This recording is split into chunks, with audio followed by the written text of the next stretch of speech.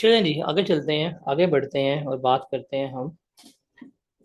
Last lecture से कोई सवाल तो नहीं किसी बच्चे का? Any question by anyone from the last lecture?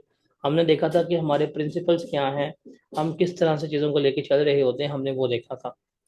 अब हम आगे बढ़ते हैं और आगे हम बात करते हैं, वो है हमारी काइंड ऑफ टैक्सेस। इसके बारे में बात करते हैं हम, काइंड ऑफ टैक्स। इसके बारे में बात करेंगे हम, काइंड ऑफ टैक्स के बारे में। आपके सामने ना नजर आ रहा होगा, ये तीन आइकन्स बने हुए हैं, ये और ये। आपने सिंपली अभी आइकन्स देखने हैं, ये आपको आइकन्स ही बता देंगे कि हम क्या बात करने लगे हैं। ये है प्रोपोर्शनल टैक्स और फ्लैट टैक्स। अगर आप देखें तो ये क्या है, ये सब के सब जो हैं वो क्या हैं, हमारे बराबर हैं। ये है रिग्रेसिव टैक्स, ये क्या हो रहा है, ये डाउन है, कम हो रहा है। ये है प्रोग्रेसिव टैक्स, ये क्या हो रहा है, बढ़ रहा है। तो आपको नाम से ही पता चल रहा है कि भाईजान ये क्या बात हो रही है। प्रोपोर्शनल टैक्स क्या है, रिग्रेसिव टैक्स क्या है, प्रोग्रेसिव टैक्स क्या है, ये जो है उसके बारे में हम क्या कर रहे हैं, बात कर रहे हैं। वैसे आप लोगों को प्रोपोर्शनल टैक्स, रिग्रेसिव टैक्स या प्रोग्रेसिव टैक्स के बारे में कुछ आइडिया है, कुछ नो हाउ किसी किस्म की, बताएं। सर जो फ्लैट टैक्स है वो सबके लिए एक जैसे ही होगी, एक ही रेट पे उन पे बगैर स्लैब के ना रेट उन पे इम्पोज होगा। प्रोग्रेसिव टैक्स वो होगा कि जब आमदनी बढ़ेगी तो इसके साथ रेट भी बढ़ जाएगा। और आई थिंक रिग्रेसिव टैक्स सबके लिए एक जैसा ही होगा। यस। एनीवन, आप भाई के फ्लैट अलावा? में जो है अगर सर इनकम बढ़ती है तो टैक्स कम हो जाता है। ठीक है, ओके, और कोई बच्चा? सर प्रोपोर्शनल टैक्स में जो होता है वो सबके लिए एक जैसा ही होता है, मतलब इक्वली लिया जाता है। और जो रिग्रेसिव होता है वो डिक्लाइन करता है। मतलब वो मतलब डिपेंड करता है कि किसे कितना लिया जाएगा, कुछ से ज़्यादा लिया जाएगा और कुछ से कम। और प्रोग्रेसिव जो होगा वो इंक्लाइन करता है, मतलब जैसे इनकम इंक्रीज होगी टैक्स भी उसी तरीके से इंक्रीजेस होंगे। कोई एग्जांपल रिग्रेसिव टैक्स की?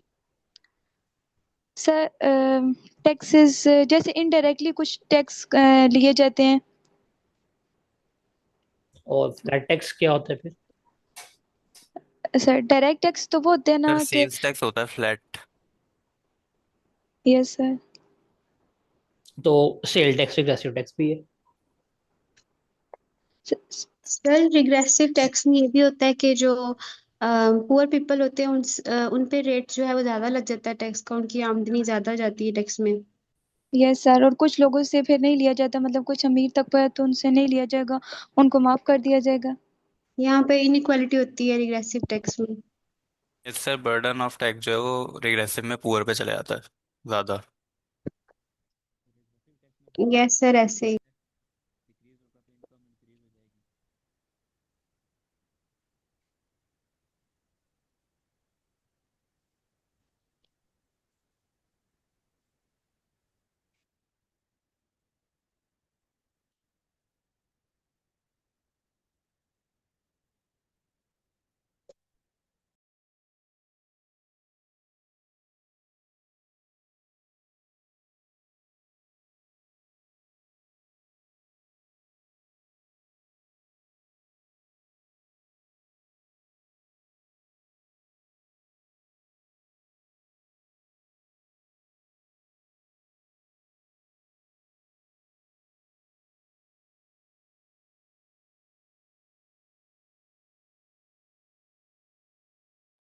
क्या सर बोल रहे हैं? नहीं। मैं किसी और से बात कर रहा था इस वजह से। और कोई बच्चा जो प्रोपोर्शनल या इन आइकन्स के बारे में बात करना चाहे, आप तीन बच्चों के अलावा? आप लोगों ने पीएससी में पढ़ा कि टैक्स पहले पढ़ा हुआ है? सर ये रिग्रेसिव टैक्स जब डिक्रीज होगा तो इनकम है वो इंक्रीज हो जाएगी। और फ्लैट टैक्स में ये होता है कि जो टैक्स की रेशो होती है वो सेम होती है, मतलब अमीर गरीब के ना, जिस तरह सेल टैक्स की बात कर रहे थे, एक ही जैसा वो पे करते हैं, चाहे अमीर हो गरीब हो। मिसाल के तौर पे एक बिस्किट है सारे, उसके ऊपर 7 रुपए का टैक्स है, तो गरीब को भी इतना ही देना पड़ेगा, अगर अमीर खरीदेगा उसको भी इतना ही देना पड़ेगा। ठीक है। और प्रोग्रेसिव टैक्स है कि जितनी जिसकी इनकम ज्यादा वो टैक्स ज्यादा देगा, और जिसकी इनकम कम होगी वो टैक्स कम देगा। ठीक है, वेरी गुड। अब हम जो आपने बात की है ना, वो बिल्कुल सही बात की है। सारा कुछ यही है। अब हम इसको डिस्कस करते हैं। देखिए, सबसे पहले हम बात करते हैं प्रोपोर्शनल टैक्स की, या हम बात करते हैं फ्लैट टैक्स की। फ्लैट टैक्स का मतलब क्या है कि भाई ये आपका रेट है फ्लैट, और ये सबके लिए एक ही है। ये क्या है हमारे लिए? ये सबके लिए एक ही है, हमारा रेट चेंज नहीं होगा। इसका मतलब क्या है कि जब भी हमारा बर्डन होगा, डेट विल बी सेम। क्या है? सेम है। जैसे इसकी अगर हम एग्जांपल लें,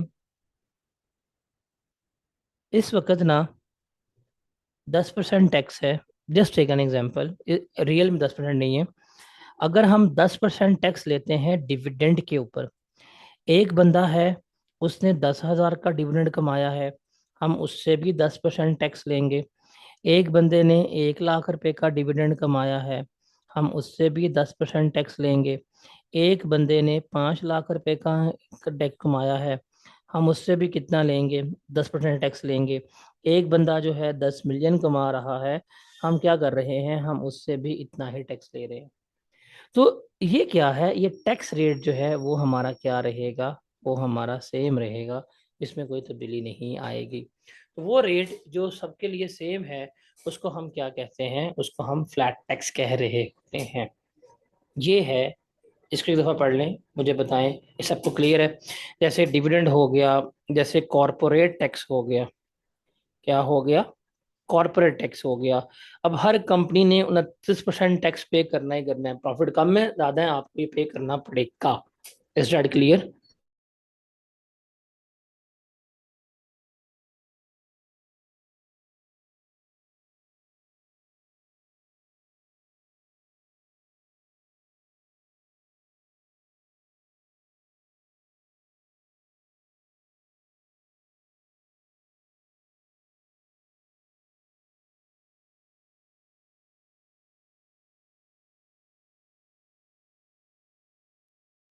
सर इनकम टैक्स फ्लैट में आएगा ना?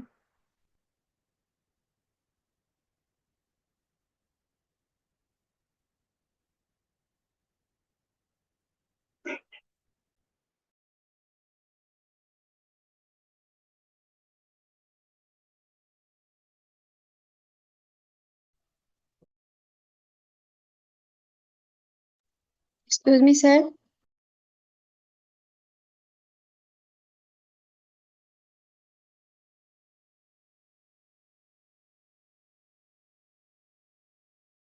जी बोलें। सर मेरी क्लास लेफ्ट हो गई थी गलती से, अगेन बताइएगा आपने क्या बताया अभी। सिंपल, फ्लैट टैक्स के हर एक के लिए रेट जो है वो सेम है, उस रेट को हम चेंज नहीं करते। उसको हम कहते हैं फ्लैट टैक्स। आपकी इनकम कम है ज़्यादा है, हर एक ने एक ही रेट के ऊपर टैक्स पे करना है। इसको हम कहते हैं प्रोपोर्शनल टैक्स या फ्लैट टैक्स। ठीक है? सर इनकम टैक्स होगा ना इसमें? और नहीं, इनकम टैक्स कहाँ पे होगा? इसमें इनकम टैक्स नहीं आ सकता।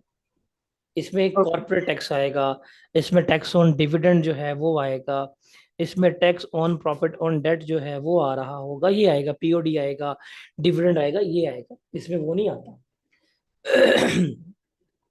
Income tax is something else. इसके बाद हम देखते हैं सेल टैक्स भी आ जाता है। आप इसमें सेल टैक्स भी लिख सकते हैं।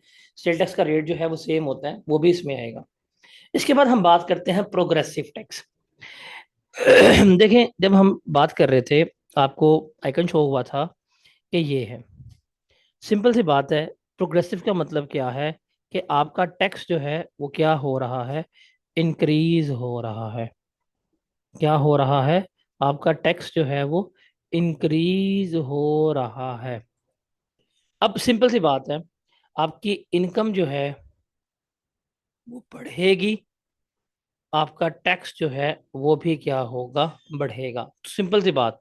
जैसे वो है ना, बारिश आता है तो पानी आता है, तो ज़्यादा बारिश आता है तो ज़्यादा पानी आता है। सेम उसी तरह जब इनकम ज़्यादा होगी टैक्स भी ज़्यादा होगा, जब इनकम कम होगी टैक्स भी कम होगा। अब जैसे अगर आपकी इनकम 6 लाख रुपए तक है तो 6 लाख रुपए तक टैक्स लेते ही नहीं है हम। अगर आपकी इनकम 12 लाख रुपए है, टैक्स का रेट जो है वो सेपरेट है। अगर आपकी इनकम 18 लाख रुपए है, रेट कुछ और होगा। अगर आपकी इनकम जो है वो 4 मिलियन से अबव होगी तो रेट कुछ होगा। अब रेट भी बराबर नहीं है, जिसकी इनकम ज्यादा है वो रेट भी ज्यादा पे कर रहा है, जिसकी इनकम कम है वो रेट भी क्या कर रहा है, कम लगा रहा है। तो इनकम बढ़ेगी टैक्स बढ़ेगा, इनकम कम होगी टैक्स कम हो रहा होगा। इसको हम कहते हैं प्रोग्रेसिव टैक्स। और इस प्रोग्रेसिव टैक्स की सबसे बेहतरीन एग्जांपल जो है वो इनकम टैक्स है। Is that clear? ये क्लियर है?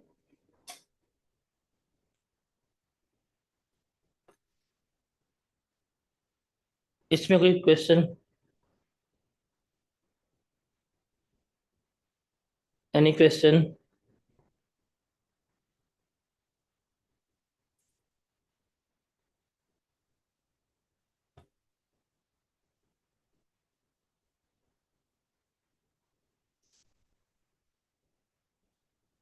अब हम आते हैं तीसरे के ऊपर। अब हम आते हैं तीसरे के ऊपर और वो है हमारे पास रिग्रेसिव टैक्स। मुझे आप लोगों ने रिग्रेसिव टैक्स क्या बताया था? बताएं जरा वापस, शाबाश। अगर आप इसका सर ग्राफ ये बनाएं तो ये ग्राफ बनता है कि इनकम ज्यादा टैक्स कम, इनकम जितनी कम इनकम ज्यादा टैक्स होती ज्यादा। रहेगी उतना टैक्स कम होता रहेगा। हाँ, अब इसको जरा हम समझते हैं कि ये क्या है और किस तरह से काम करता है। इसको जो है वो हम यहाँ पे देखते हैं।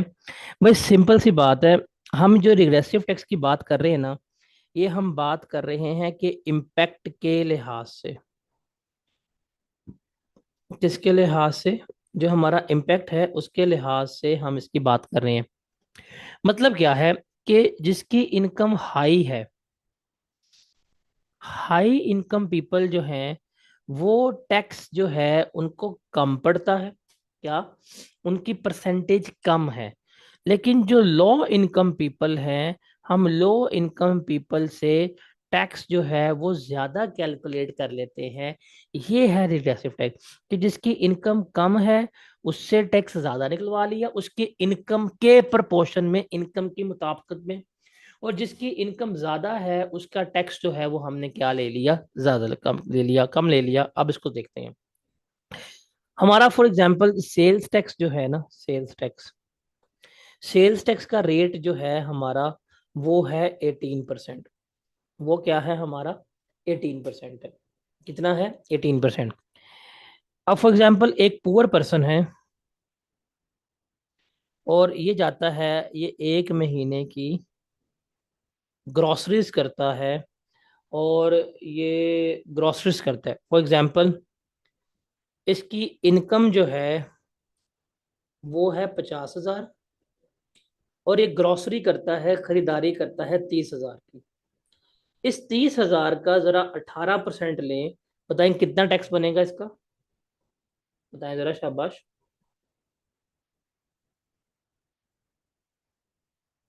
बताएं बताएं।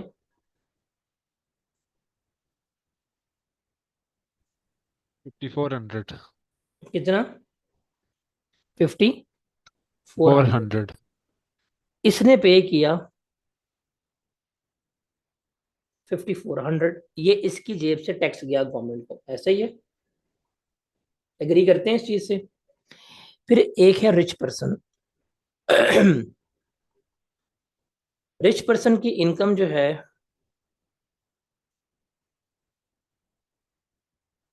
वो है 5 लाख।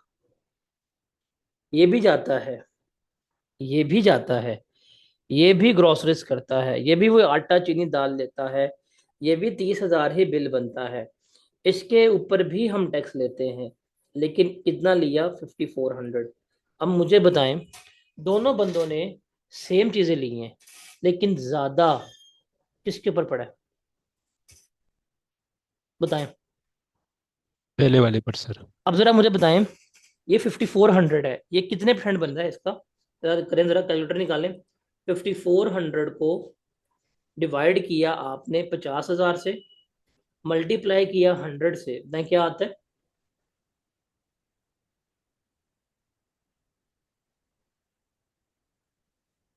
10.8%। कितना? 10.8%।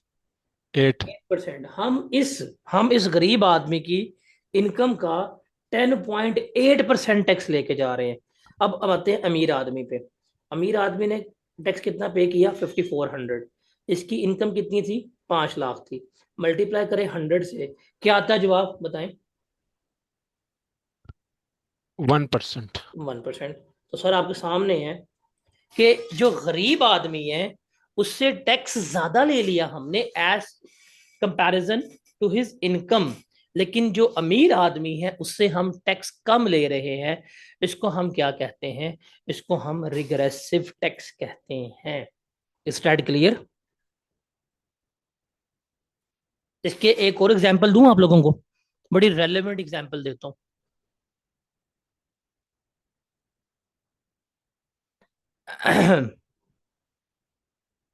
एक बंदा है, उसके पास बाइक है CD 70। एक बंदा है, उसके पास कार है आल्टो। एक बंदा है, उसके पास है लेक्सस 570।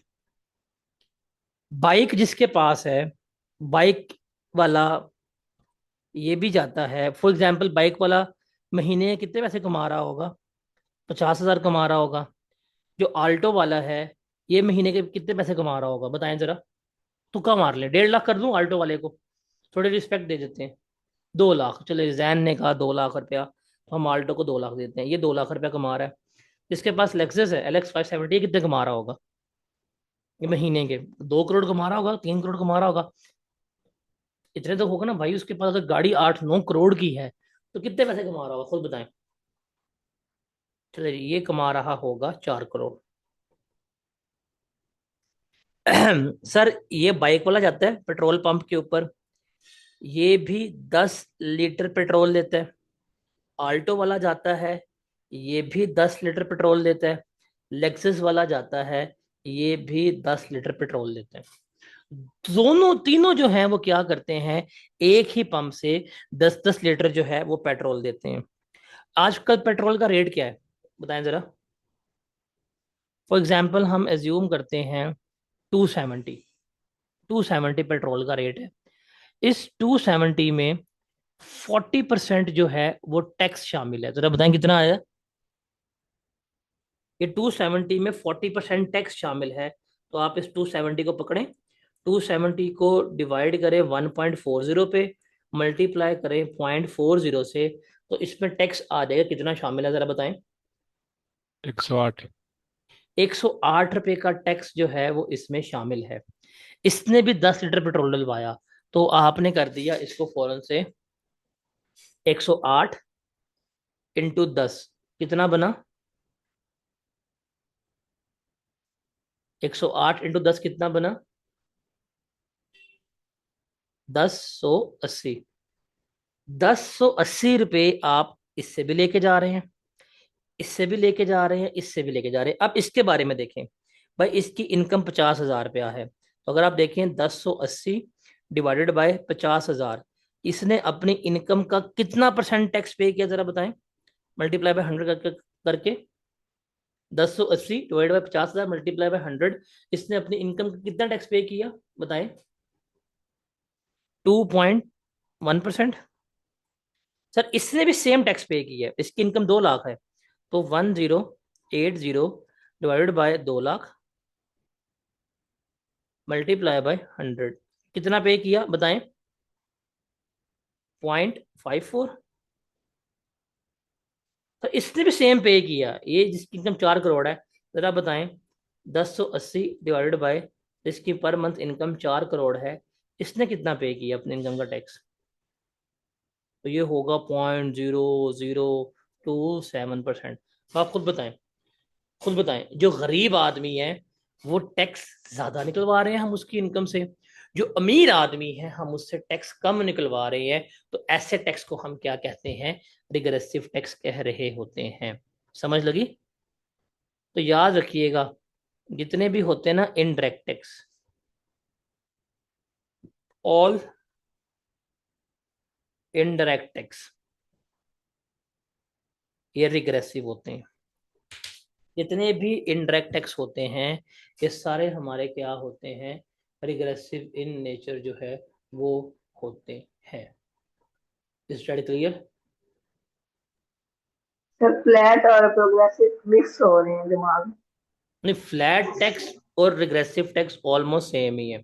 हम फ्लैट, अब इसमें याद रखिएगा, हम फ्लैट टैक्स को डिस्कस करते हैं रेट के हिसाब से कि हर एक का रेट सेम है, वहां पे हम रेट के पर्सपेक्टिव पे डिस्कस कर रहे हैं।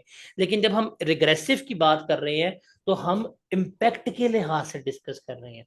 All flat tax are regressive in nature, ये चीज याद रखनी है यहाँ पे। अब क्लियर है?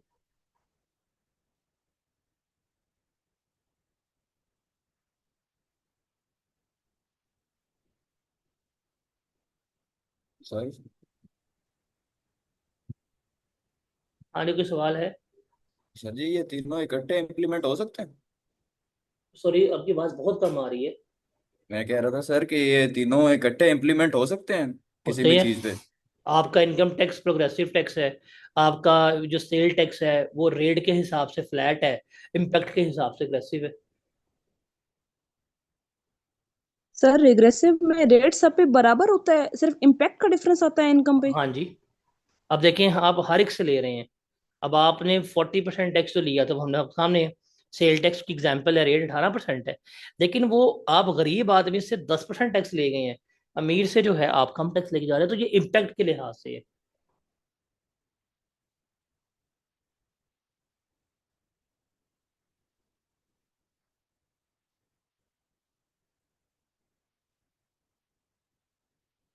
रिग्रेसिव में रेट कम ज्यादा भी हो सकता है, हो सकता है, होने को सब कुछ हो सकता है।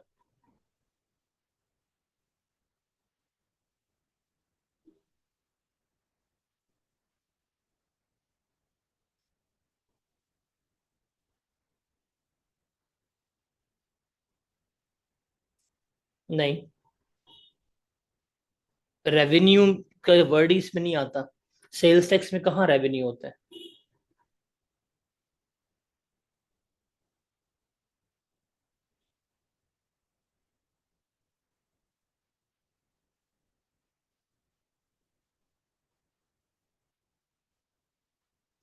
अब समझ आ गई? ये पेपर में one of the second most regressive difficult tax के पास जो आपने वर्किंग की है वो जरा दोबारा बताइएगा। 270/1.40 × 4। है। कहाँ पे?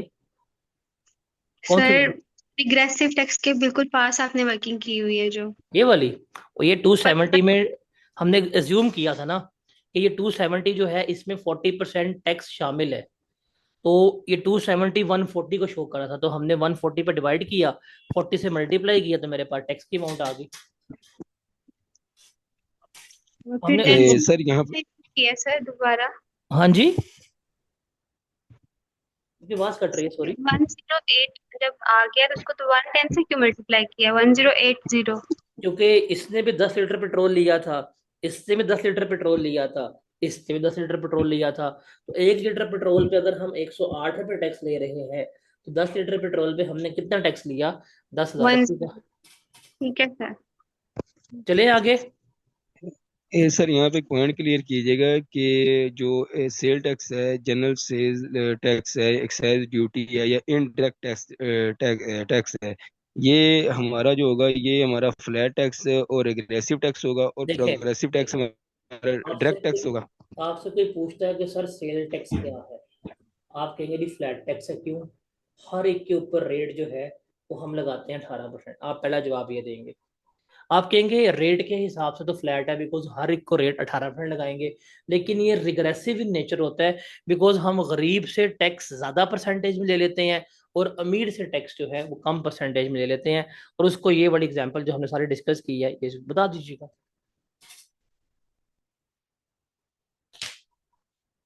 अब क्लियर है? सर जनरली बात करें सेल टैक्स तो ये हमारे पास प्रोपोर्शनल है, अगर इम्पैक्ट बात करेंगे तब रिग्रेसिव है, ये बात दुरुस्त है? सेल्स टैक्स हमेशा आपका प्रोपोर्शनल भी होता है, रिग्रेसिव भी होता है। मैंने अभी लाइन लिखा है, जितने भी इनडायरेक्ट टैक्सेस होते हैं ये प्रोपोर्शनल भी होते हैं, रिग्रेसिव भी होते हैं, दोनों है ये, एट अ टाइम दोनों क्वालिटीज में फुलफिल हो रहे होते हैं at a time. Sir question किस बेस पे आ सकते हैं? सॉरी आपकी आवाज बहुत कम आ रही है। क्वेश्चन किस बेस पे आ सकते हैं? डिफाइन रिग्रेसिव टैक्स, पेपर में सवाल आएगा ये एक्सप्लेन काइंड ऑफ टैक्सेस, तो आपने बस बताना है कि प्रोपोर्शनल टैक्स वो है जिसमें रेट फ्लैट होता है, सेकंड बताएंगे प्रोग्रेसिव टैक्स वो है जिसमें इनकम बढ़ेगी टैक्स बनेगा, और रिग्रेसिव टैक्स वो है जिसकी लो इनकम है उससे टैक्स ज़्यादा लेंगे, और जिसकी हाई इनकम है उससे टैक्स ज़्यादा कम लेंगे, इससे रिग्रेसिव टैक्स कहते हैं। इन्होंने एग्जाम्पल दे दीजिएगा कि प्रोपोर्शनल टैक्स में लिख दीजिएगा कॉर्पोरेट टैक्स, रिग्रेसिव में एग्जाम्पल दे दीजिएगा सेल्स टैक्स की, और प्रोग्रेसिव में लिख दीजिएगा इनकम टैक्स। ये सिंपल सवाल आएगा।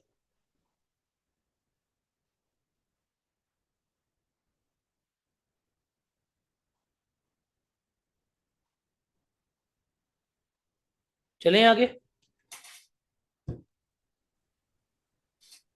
मैंने तो पीआरसी में पढ़ के आए होंगे आप लोग, आपको लगता है पीआरसी में इतना डिटेल नहीं पढ़ाया होगा, देखा टैक्स वाले अच्छा टैक्स पढ़ाते हैं।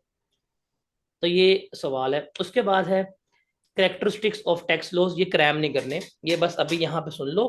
अगर पेपर में ये एक दो दो दफा सवाल आया पास पेपर में, अगर आपको पेपर में सवाल आएगा तो आपने सिंपल क्या करना है, आपने इसको अपनी वर्डिंग में लिखना है, आपने क्या करना है इसको अपनी वर्डिंग्स में जो है वो लिखना है।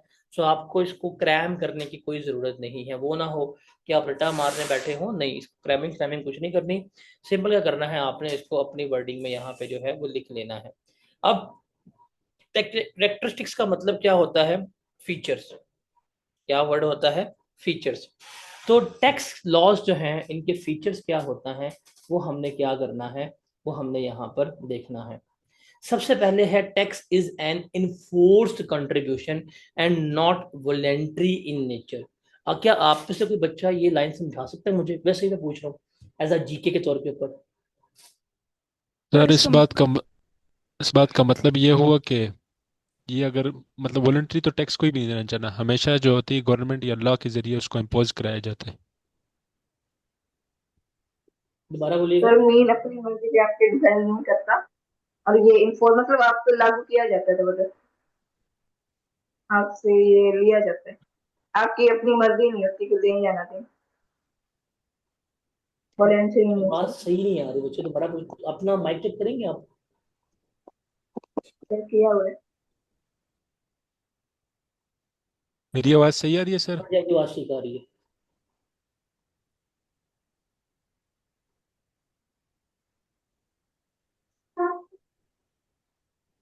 बोले बोले, और भी बच्चा बोले यार, आप सारे पार्टिस, सर देखो कोई भी दिस टैक्स इज जो है वो खुद से नहीं दिस देना इज चाहता, this government is the enforce करती ओनली है तो देता इंस्टीट्यूट, है। This we are the only institute जहाँ पे आपको ये इंटरेक्टिव फीलिंग दे रहे हैं हम लोग। वो बोल रहे हैं, बोल के करें। सर मतलब टैक्स देना ही देना है, आपकी अपनी चॉइस नहीं है।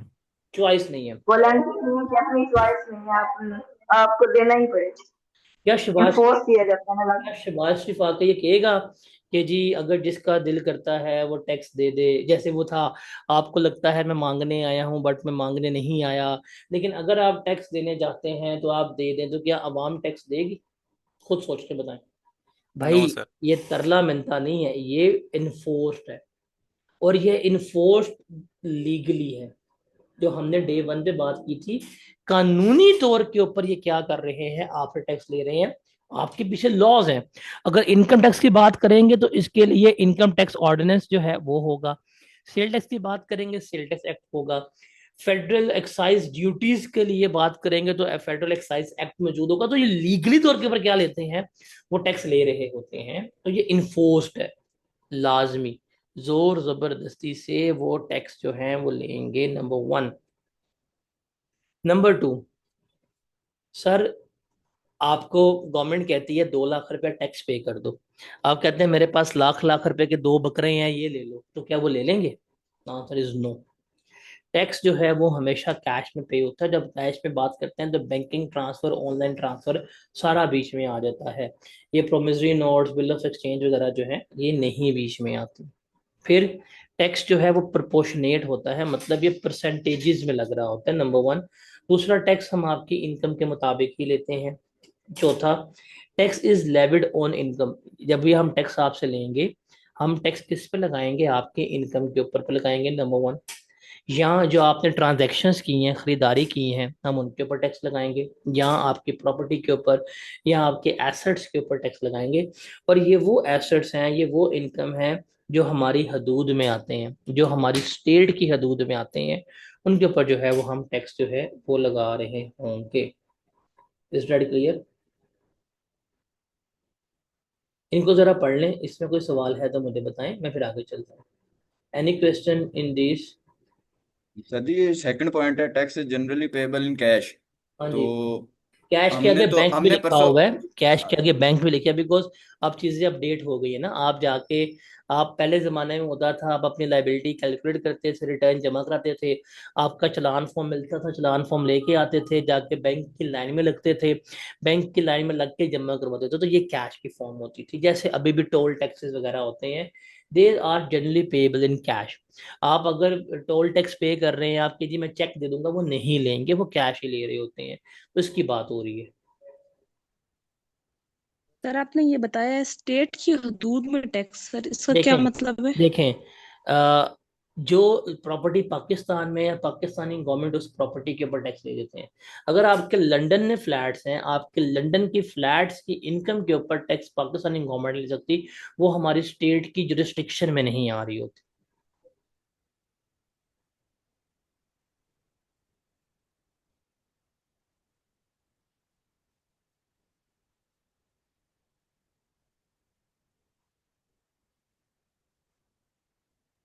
सर वैसे कैश के बजाय अगर हम बैंक में ले तो ज्यादा सूटेबल नहीं है? लेते हैं, लेकिन चेक बाउंस भी तो हो जाते हैं, फेक चेक भी तो होते हैं, इसलिए ऑनलाइन ट्रांसफर होता है, चेक नहीं लेते।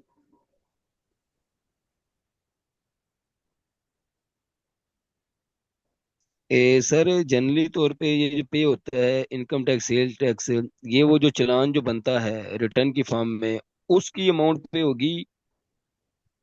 डेफिनेटली वो चालान ही पे होगा ना, कि जो आपने कैलकुलेट किया। ओके।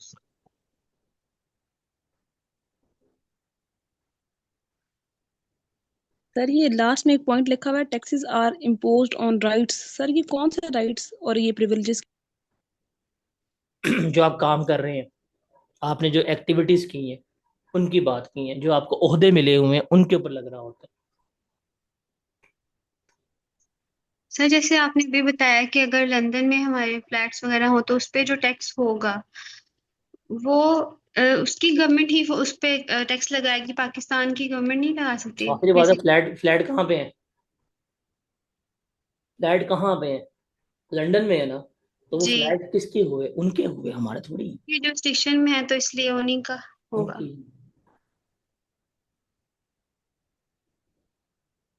सर जी उसके ये ऊपर टैक्स, हाँ जी। सर जी गिफ्ट्स के ये ऊपर जो टैक्स लगता है।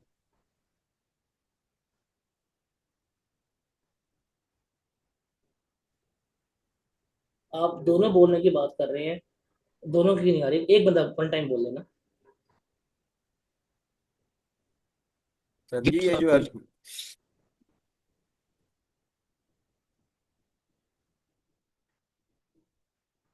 नहीं, ये आवाज क्लियर नहीं है आपकी। सर आगे चलते अगर हैं। हम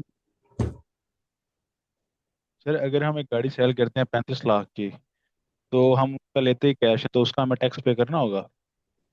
जाहिर सी बात है, ट्रांसफर वगैरह करेंगे वो टैक्स निकलवा लेंगे आपसे। कैश कैश अगर हम बाय हैंड कैश लेते हैं तो? आप ट्रांसफर करेंगे ना, जब नाम शाम ट्रांसफर करेंगे तब ले लेंगे। ठीक। सर ये एबिलिटी टू पे पे प्रिंसिपल वाली जो बात हुई है, पहले तो हमें एनालाइज नहीं करना पड़ेगा कि अगला बंदा दे कितना सकता है? आप उसकी इनकम से कर लेते हैं, आप उसकी इनकम से एनालाइज कर लेते हैं, आप उसके एसेट्स एनालाइज कर लेते हैं। एक बंदे के पास अगर क्रूजर है और वो कहती है मेरे पास टैक्स नहीं है, तो ये जस्टिफाइड है? बताएं। नो सर नहीं। तो ये होता है। उसके बाद ये वाला पॉइंट मैंने आपको बता दी है, अभी हमने डिस्कस की थी लंदन की फ्लैट्स वाली। उसके बाद टैक्स लगाता कौन है? जो लॉ मेकिंग बॉडीज होती हैं, जैसे हमारी पार्लियामेंट वगैरह होती है, ये लोग जो है वो टैक्स लगाते हैं, ये कानून जो है वो बनाते हैं, ये टैक्सेस लगाते हैं। और टैक्स लगता किन के लिए है? अवाम की फलाह व बहबूद के लिए लगता है। ये सारी हमने बात डिस्कस की हुई है। ये और ये भी जरा पढ़ लें, फिर मैं आगे चलता हूँ। बताएं जी। इनको क्रैम नहीं करना, रट्टा कुछ नहीं मारना, अपनी वर्डिंग में लिखना है।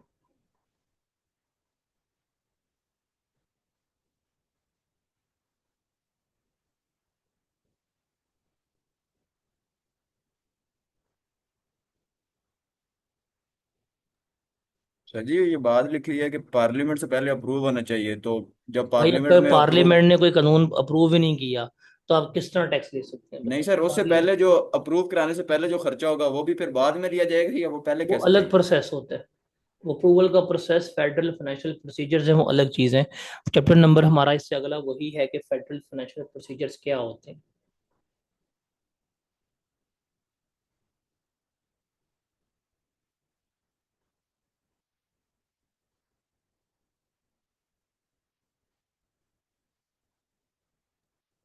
सर गवर्नमेंट को कैसे पता चलता है कि कैश में ट्रांजेक्शन हुई है? आप चीज़ें ले रहे हैं, खरीद रहे हैं, इस्तेमाल कर रहे हैं, तो गवर्नमेंट को पता है। हर चीज़ का उनको पता होता है कि एक्सपेंसेस आप लोग कर रहे हैं।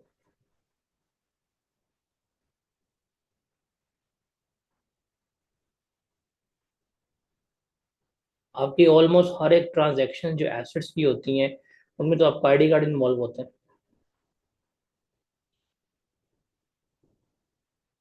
तो वो ट्रेस एंड ट्रैक कर लेते हैं।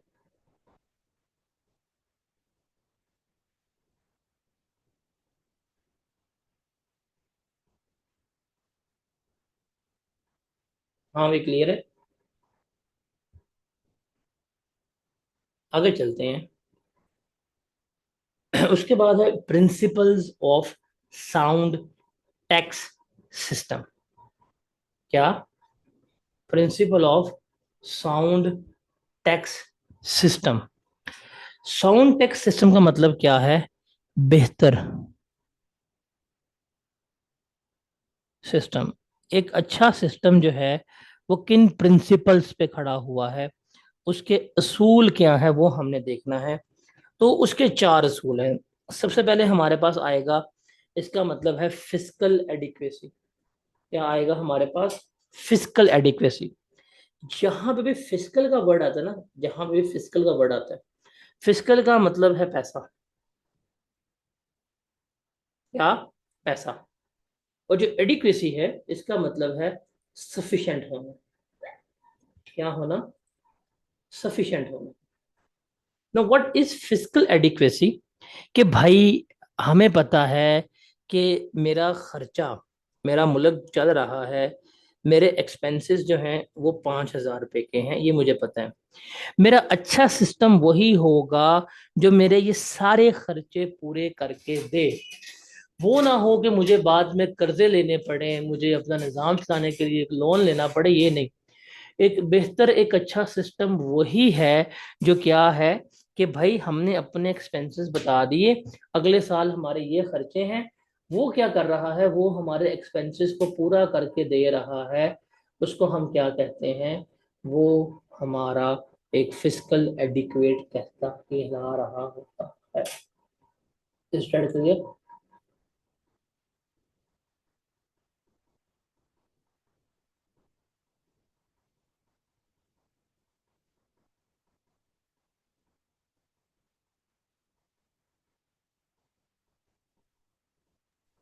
सर अगेन बताएं, मुझे आपकी आवाज नहीं ठीक आई।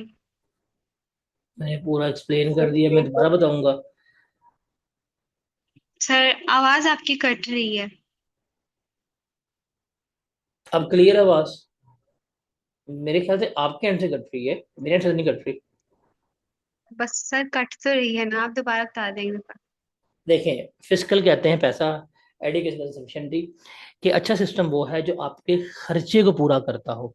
अगर आपके मुल्क के एक्सपेंसेस 5,000 रुपए के हैं, आपका सिस्टम जो है वो हो जो आपको 5,000 रुपया ला के दे रहा हो, आपके खर्चे, आपके एक्सपेंसेस मीट कर रहा हो। ये है फिस्कल एडिक्वेसी। अब क्लियर है?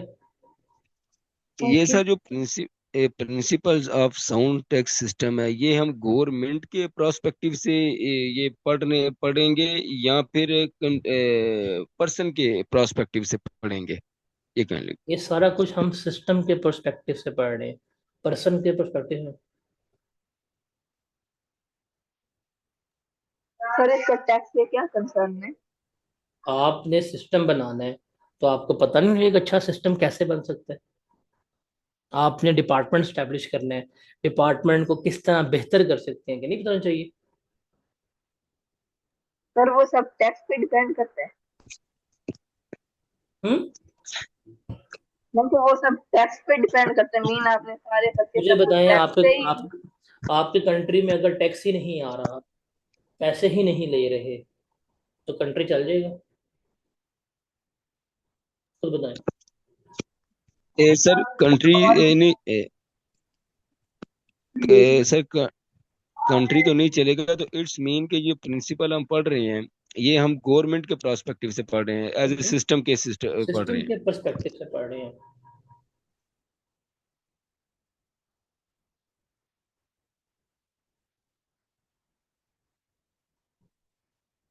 अगला है इक्वालिटी और थ्रेटिकल जस्टिस। इक्वालिटी का मतलब क्या होता है बताएं जरा। इक्वालिटी का मतलब क्या होता है? मसावात, एक जैसे, बराबर। इक्वालिटी का मतलब है सबके लिए। तो एक अच्छा सिस्टम वो है जो इक्वालिटी के प्रिंसिपल पे बेस करता है, मतलब वो सबसे टैक्स लेता है। वो क्या करता है? सबसे टैक्स लेता है, उसको हम कहते हैं इक्वालिटी। लेकिन क्या सबसे एक जितना टैक्स लेना इक्वालिटी होगी? नहीं। तो यहाँ पे आता है थ्योरेटिकल जस्टिस। क्या ये इस पॉइंट का मतलब है? सब, उर्दू इंग्लिश में लिखता हूं मैं, सबसे टैक्स लेना है। पहला, पहली बात, एक अच्छा सिस्टम वो होगा जो सबसे टैक्स लेगा, नंबर वन। नंबर टू, उनकी कैपेसिटी के अकॉर्डिंग, कि भाई एक बंदा अगर 100 रुपया पे कर सकता है, आप उससे 100 रुपया टैक्स लें। एक बंदा 1000 पे कर सकता है, आप उससे 1000 रुपया लें। एक बंदा 5000 पे कर सकता है, आप उससे 5000 लें। सबसे उसकी पेइंग कैपेसिटी के मुताबिक टैक्स लें, लेकिन लेना सबसे है। किसी को छोड़ना नहीं है। वो ना हो कि इसको ले लिया इसको छोड़ दिया, ऐसे नहीं। टैक्सेस सबसे लेने हैं, लेकिन सबकी हैसियत के मुताबिक लेने हैं। इसको हम कहते हैं इक्वालिटी और थ्योरेटिकल जस्टिस। अब ये दो पॉइंट आपके सामने आ लेकिन रहे हैं, इनकी अंग्रेजी लिखी हुई है, इनको एक दफा रीड आउट कर लें, फिर हम आगे चलते हैं। सर ये तो फिर ये पॉइंट जो है ये रिग्रेसिव टैक्स के अगेंस्ट नहीं हो गया, क्योंकि रिग्रेसिव टैक्स के अंदर तो हम जो है वो हर एक से एक जैसा ले रहे हैं, तो वो अमीर जो है ना वो कम दे रहा है और पुअर जो है ना वो ज्यादा दे रहा है। तो इसलिए तो कहते हैं दुनिया में रिग्रेसिव टैक्स जिस कंट्री में होते हैं, उनका टैक्स का निज़ाम सबसे बुरा होता है। जो आपके डेवलप्ड कंट्रीज हैं, उनमें रिग्रेसिव टैक्स कम होते हैं, उनमें प्रोग्रेसिव टैक्स ज़्यादा होते हैं। यही तो है, कॉन्ट्राडिक्ट तो करती है चीज़ें। एक अच्छा सिस्टम, हम क्या पढ़ रहे हैं? हम पढ़ रहे हैं अच्छे सिस्टम की निशानी। तो रिग्रेसिव टैक्स एक अच्छा सिस्टम तो नहीं है ना, एग्जिस्ट करता है बट वो अच्छा सिस्टम नहीं है। ये दोनों एक दफा रीड कर लें, फिर मैं आगे चलता हूँ, दो पॉइंट और रह गए हैं।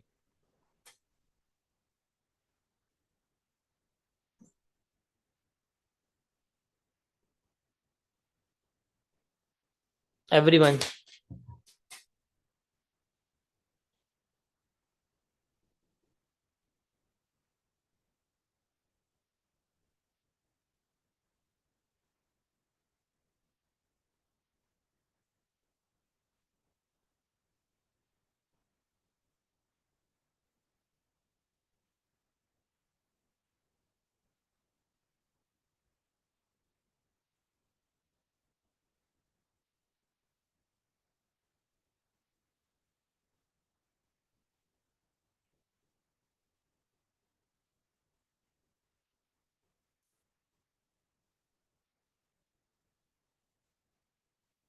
सबने पढ़ लिया, कंफ्यूजन खत्म हुई है।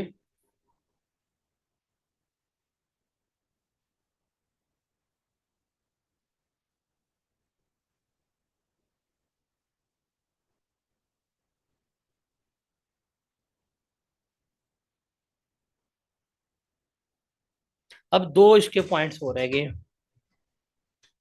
एक है एडमिनिस्ट्रेटिव फिजिबिलिटी, और फिजिबिलिटी का जब मतलब आता है ना, उसको देखते हैं। फिजिबिलिटी को आप यहाँ पे समझ सकते हैं आसानी। एडमिनिस्ट्रेटिव वो जो इंतजामिया का अमला है। अब मुझे बताएं, अगर हमारे कंट्री का टैक्सेशन सिस्टम इस तरह से हो कि आप टैक्स जमा करवाने जाते हैं, कोई कुर्सी नहीं है, लोग धूप में खड़े हुए हैं, अमला बदतमीज है, बात नहीं सुनता, ऑफिशियल्स जो हैं वो ट्रेंड नहीं है, पूरी बात नहीं बताते, आपको पेमेंट्स के लिए तंग किया जाता है, लाइनों में लगना चाहता है, तो अगर ये सारा इतना गंदा निज़ाम है, तो अब क्या आप लोग टैक्स पे करेंगे? खुद बताएं।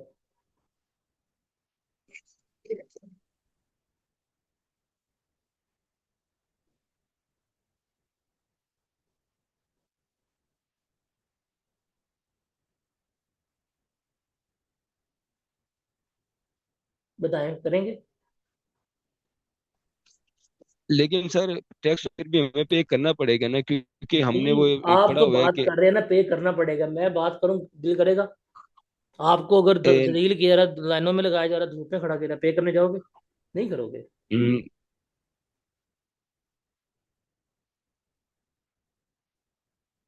लेकिन ऑन द अदर हैंड, शफाफ निज़ाम है, पढ़ा लिखा स्टाफ है, कन्वीनियंट है, हर चीज़ इजी है, मोबाइल ऐप पकड़ें, पेमेंट कर दें ऑनलाइन, कोई लाइन में नहीं लगना, खवारी नहीं होनी, टैक्स पे करना आसान है। अब पे करोगे? सर दिल तो फिर भी नहीं करेगा पे करने।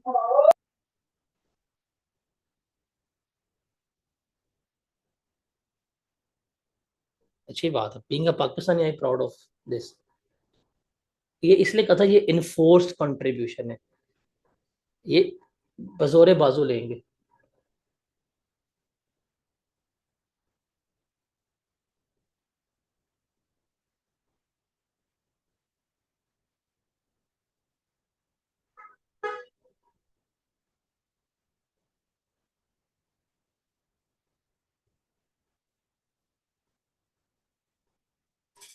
उसके बाद है आखिरी, दैट इज कंसिस्टेंसी या कंपैटिबिलिटी विद इकोनॉमिक गोल्स, कि हुकूमत जो अपने माशी अहदाफ सेट करती है उसके मुताबिक होना चाहिए।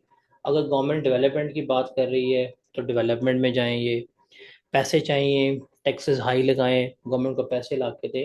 तो ये चार फीचर्स जो हैं वो आप लेके चल रहे होते हैं। ये पेपर में सवाल दो तीन दफ़ा आया हुआ है, एक अच्छे सिस्टम की क्या निशानियां हैं। Start clear? सर वो अपनी वर्डिंग में लिखना सारा अपनी वर्डिंग में लिखना है आपने। है। ओके। ठीक है जी। इसके साथ हमारा चैप्टर ये वाला ख़त्म होता है। हिस्ट्री ऑफ टैक्स है, वैसे वो करना तो नहीं है, अब इसके पास पेपर्स रह गए हैं। कल हम इसके सारे जिस चैप्टर से आज तक पास पेपर्स आए हैं, कल हम उन सारे पास पेपर्स को जो है फिर वो डिस्कस करेंगे। तो विद पास पेपर्स हमारा चैप्टर जो है ये वाला वाइंड अप हो जाएगा। चैप्टर हमारा ख़त्म हो गया है। कल हम इसके पास पेपर्स जो हैं वो डिस्कस कर रहे होंगे कि सवाल किस तरह से आएगा और किस तरह से नहीं आएगा। अब कल फ्राइडे है, तो अभी मैं मैसेज कर दूंगा, फ्राइडे वाले दिन हम 2:15 पे ही स्टार्ट करेंगे, बिकॉज जुम्मा पढ़ना होता है। तो 2:15 से ऑनवर्ड चलेगी, and same goes with the R1, उसकी भी एडजस्टमेंट करनी पड़ेगी। आपने कल इस चैप्टर को अच्छी तरह पढ़ के आना है, PDF ग्रुप में शेयर्ड है। कल आप मेरे साथ इसके पास पेपर डिस्कस करेंगे, कल हम इसके सारे डिटेल में तफसील में पास पेपर जो हैं वो कर रहे होंगे। Got it? चलिए जी, मिलते हैं इंशाल्लाह कल 2:15 पे। अल्लाह हाफिज़।